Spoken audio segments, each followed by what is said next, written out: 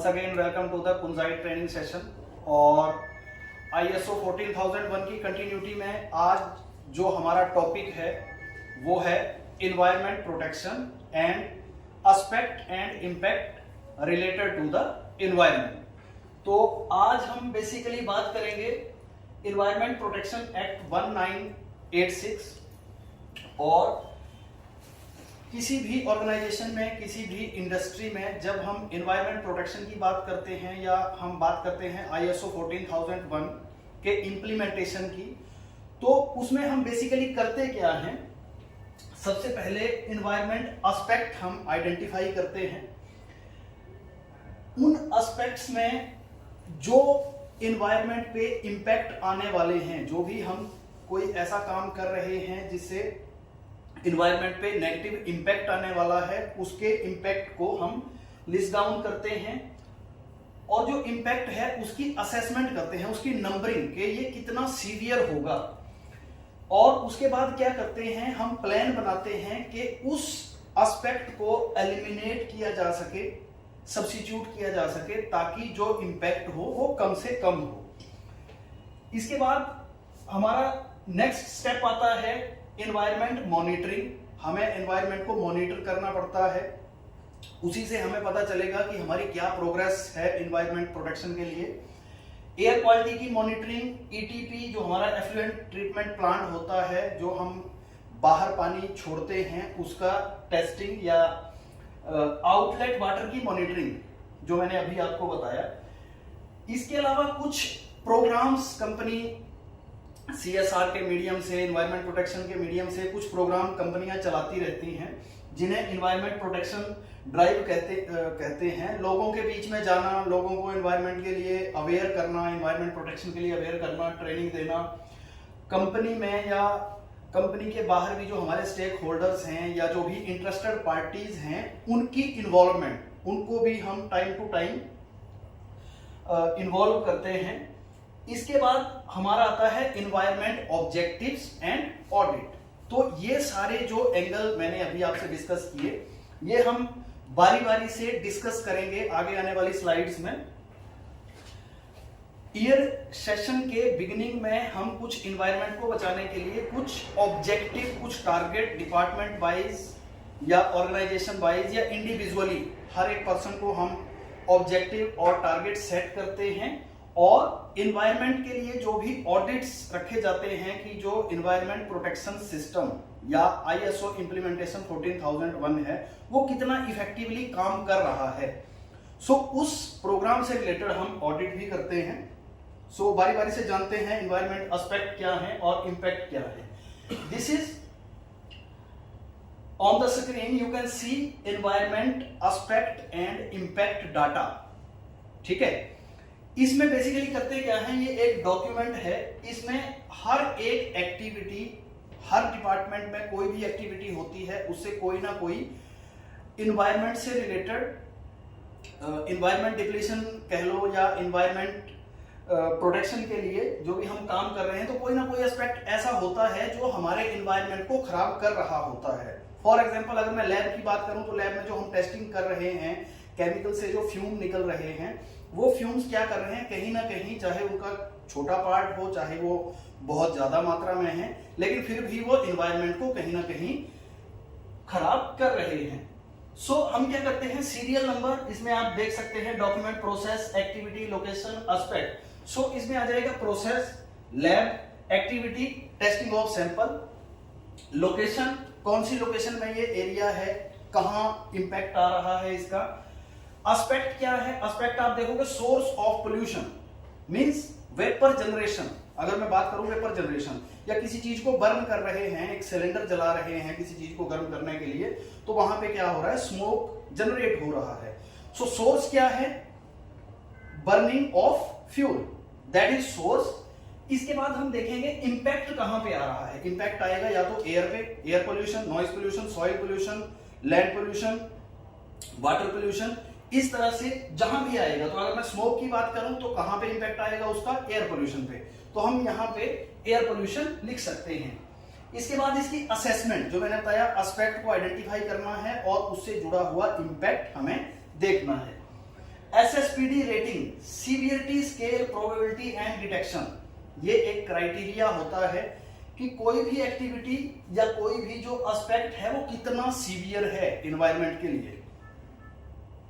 For example एक जंगल में आग लग जाना, ये बहुत सीवियर सिचुएशन है एनवायरनमेंट के लिए। सो सीवियरिटी में आप रेटिंग दे सकते हैं फ्रॉम 1 to 5 में। आप आगे आपको बताऊंगा कि 1 to 5 कैसे उसको डिफाइन करते हैं। स्केल एनवायरनमेंट के हिसाब से उसका स्केल क्या है। प्रोबेबिलिटी मींस वो कितने बार हो रहा है, प्रोबेबिलिटी ऑफ अकरेंस इसको बोलते हैं। और detection, detection means environment deplete हो रहा है और आपको पता चल पा रहा है या नहीं चल पा रहा है। सो डिटेक्शन अगर आप इजीली कर लेते हैं तो आप 1 नंबर दे सकते हैं। अगर आपको डिटेक्शन इजीली नहीं पता चल पा रहा है कि एनवायरनमेंट पे उसका क्या इंपैक्ट आ रहा है तो आप उसको 5 नंबर दे सकते हैं। इन सभी को हम मल्टीप्लाई करते हैं, जो नंबर निकल के आता है दैट इज कॉल्ड SSPD। उसकी हम नंबरिंग आगे देखेंगे किस हिसाब से। Then you can identify significant or non-significant on the basis of SSPD value. For example, SSPD value आप एक क्राइटेरिया अपने हिसाब से फिट कर सकते हैं कि अगर SSPD वैल्यू 200 या 100 के ऊपर चली जाती है तो मैं उसको सिग्निफिकेंट मान लूंगा, मेरे को उस पर काम करना पड़ेगा। फॉर एग्जाम्पल मैं यहां पे ले लूं severity 2, scale 3, probability 3 and detection 3। सो क्या हो जाएगा 3 into 3 into 3 into 2, सो 52। ठीक है, अगर 52 वैल्यू सिग्निफिकेंट नहीं है सो इट मींस हमें इस पे काम करने की जरूरत नहीं है, ये नॉन सिग्निफिकेंट है। इसके बाद आता है opportunities for mitigation elimination of aspect. अब जो एस्पेक्ट है, जो भी आपका सोर्स ऑफ कंटेमिनेशन है, उसको आपको क्या करना है, उसको आपको एलिमिनेट करना है, आपको उसको रिड्यूस करना है। ठीक है, कौन करेगा, रिस्पॉन्सिबिलिटी डिफाइन कर सकते हैं।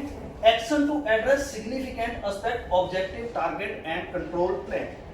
अब इसके बाद जो आगे की प्रोसेस आती है, कोई एक सिग्निफिकेंट एस्पेक्ट आ गया जिसकी वैल्यू 100 से ऊपर चली गई तो वो ऑटोमेटिकली सिग्निफिकेंट हो जाएगा। एक क्राइटेरिया और होता है, जहां भी एयर पोल्यूशन होता है, एयर पोल्यूशन में चाहे उसकी वैल्यू कुछ भी हो वो आपको सिग्निफिकेंट लेना पड़ेगा, आपको उस पे भी काम करना पड़ेगा। जैसे फ्यूम हुड हम यूज कर सकते हैं, कोई और वेपर ट्रैपिंग सिस्टम जो कि फ्यूम्स को ट्रैप कर ले, इस तरह का सिस्टम हम इंप्लीमेंट कर सकते हैं।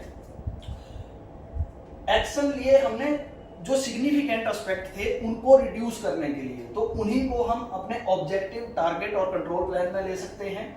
एक्शन जब इंप्लीमेंट हो जाएंगे तब उसमें वैल्यू भर सकते हैं कि हमने क्या क्या एस्पेक्ट एक्शन लिए हैं एस्पेक्ट को रिड्यूस करने के लिए। Status, if it is effective और नॉन इफेक्टिव। सो नेक्स्ट एक और आगे जुड़ा हुआ जो अभी रिसेंट ISO 14001/2015 है, उसमें एक और पर्सपेक्टिव जोड़ा है ISO ने, that is life cycle perspective of the material. आपको मटेरियल सिर्फ अपने तक ही सीमित नहीं रखना है कि मटेरियल हमने बनाया और हमने उसको कस्टमर के पास भेज दिया, हमारी रिस्पॉन्सिबिलिटी अब नहीं है। तो अब ऐसा है कि आपको हर एक मटेरियल उसके लाइफ साइकिल तक ट्रेस करना पड़ेगा और उस हिसाब से आपको करेक्टिव मेजर लेने पड़ेंगे। फॉर एग्जांपल आपका एक पैकिंग बॉटल है, पैकिंग बॉटल कस्टमर क्या करता है, कस्टमर उसको यूज करता है और पैकिंग बॉटल को फेंक देता है, तो वो भी इन्वायरमेंट को क्या करेगा, डिप्लीट करेगा, इन्वायरमेंट को नुकसान पहुंचाएगा। तो आपको कस्टमर को भी बताना पड़ेगा कि इसको कैसे डिस्पोज किया जाए, उसका कब तक उसकी लाइफ है और एनवायरनमेंट में वैसे उसको फेंकने से एनवायरनमेंट पे नुकसान हो सकता है। नेक्स्ट अगर मैं बात करूं एग्जांपल ऑफ एस्पेक्ट और इंपैक्ट की बात करूं, सो एयर एमिशन इज एस्पेक्ट। ठीक है, एग्जॉस्ट, कहीं से कोई एग्जॉस्ट हो रहा है फॉल एयर का, सो दैट इज एस्पेक्ट। और इंपैक्ट क्या आएगा एनवायरनमेंट के ऊपर, एयर की क्वालिटी लो हो जाएगी, डिग्रेड हो जाएगी। वाटर कंजप्शन, हम नेचुरल वाटर यूज कर रहे हैं, दैट इज एस्पेक्ट। और वाटर रिसोर्स उससे क्या हो रहे हैं, खत्म हो रहे हैं, इट मींस ये क्या है, उसका इंपैक्ट है, aspect, source of contamination. Fuel release, कोई एक्सीडेंट हो गया और कहीं बहुत सारा फ्यूल रिलीज हो गया, देन एरिया नॉइसेंस, सॉइल कंटेमिनेटर, ठीक है, इस तरह के इंपैक्ट आ सकते हैं। नॉइज जनरेशन होगी तो उसका भी एनवायरनमेंट के ऊपर इंपैक्ट आएगा। पेपर, एनर्जी कंजप्शन, जो मैंने आपको बताया, लाइट्स वगैरह जब ऑन होती हैं तो भी वो एनर्जी कंजप्शन होती है।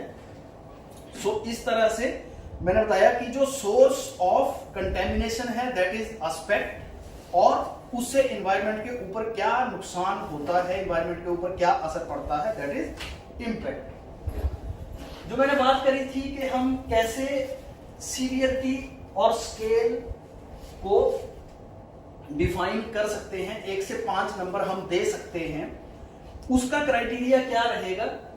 फर्स्ट वन, अगर मैं सीवियरिटी की बात करूं, कोई एस्पेक्ट कितना सीवियर है, so no impact on the environment, बहुत थोड़े से फ्यूम निकल रहे हैं या फ्यूम्स नहीं निकल रहे हैं एनवायरनमेंट के ऊपर, आप देख रहे हैं कि कोई उसका असर नहीं है, तो आप इसको क्या करोगे, 1 नंबर दोगे।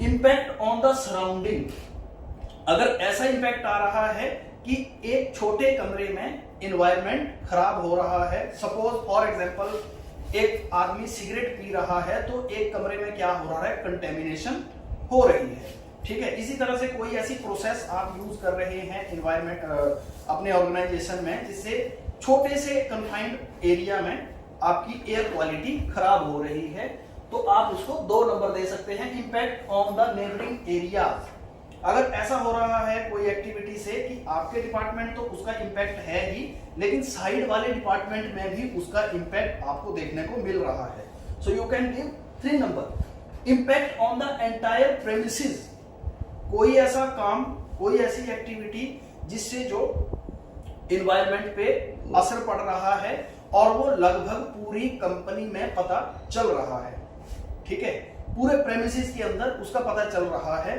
सो आप उसको 4 नंबर दे सकते हैं। लेकिन अगर कोई ऐसी एक्टिविटी जिससे साथ वाली कंपनियां, साथ वाली लोकेलिटी या वो इंपैक्ट बाहर जा रहा है, उसको आप 5 नंबर देंगे। फॉर एग्जांपल, अगर गंदा पानी बाहर छोड़ रहे हैं और नदी नाले उससे खराब हो रहे हैं तो उसकी सीवियरिटी आपकी 5 आएगी, ठीक है।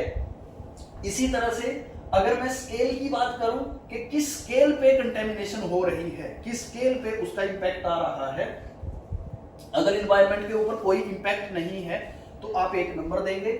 मॉडरेट इंपैक्ट आ रहा है, हल्का इंपैक्ट आ रहा है तो आप 1 नंबर देंगे।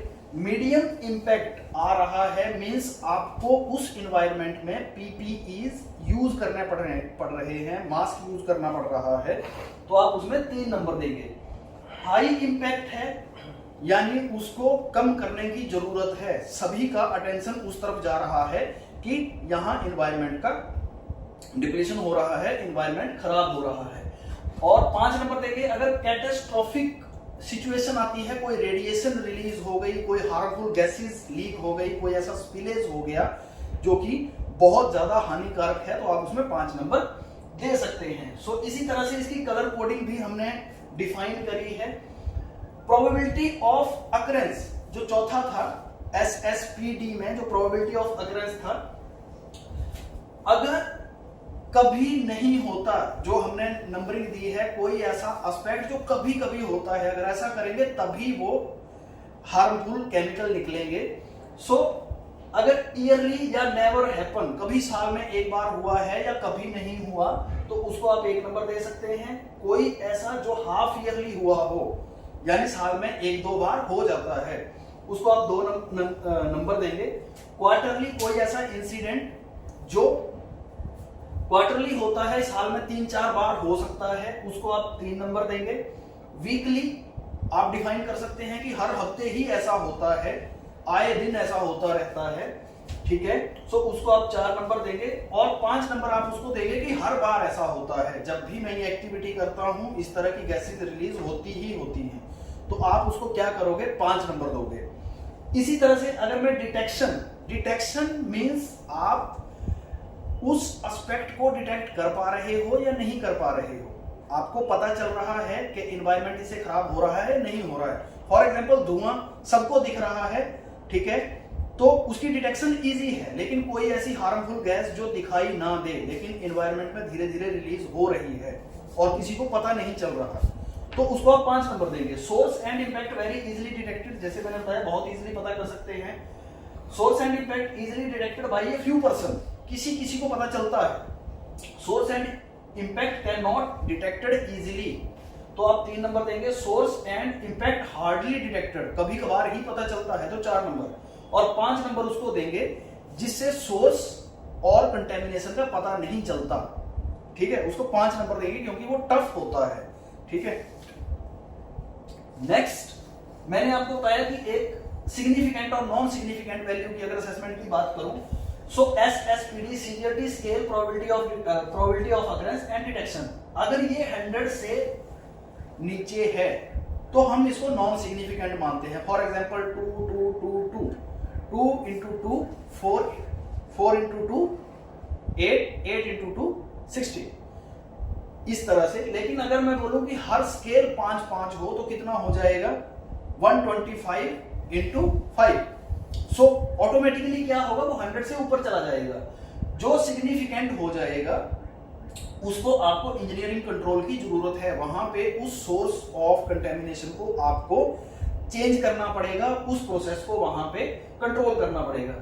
If SSPD is less than 100, impact is not significant and need action to lower the impact. ऐसा नहीं है कि अगर 100 से नीचे है तो आपको कुछ नहीं करना है, उसमें भी आपको उसको कम से कम में लाना है। अगर वो 90 है तो आप उसको 80 पे लेके आओ, 80 है फिर उसको 70 पे लेके आओ।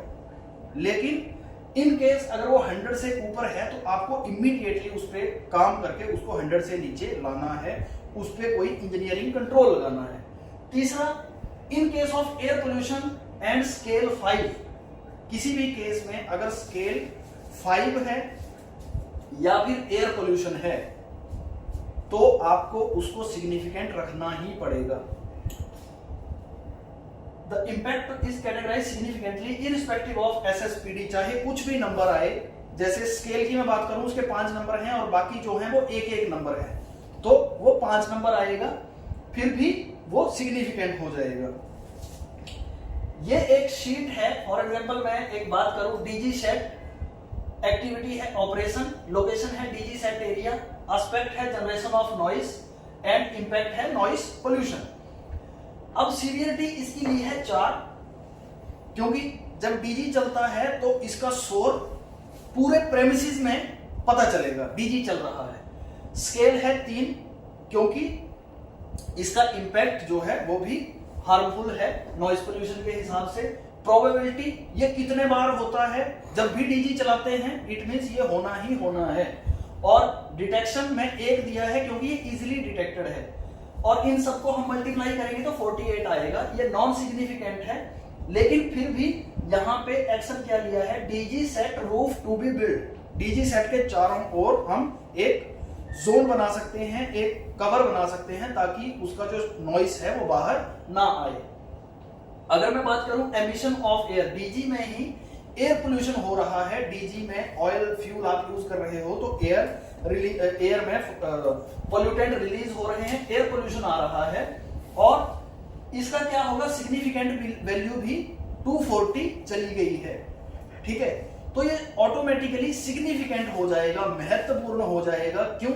उसको कंट्रोल करने के लिए।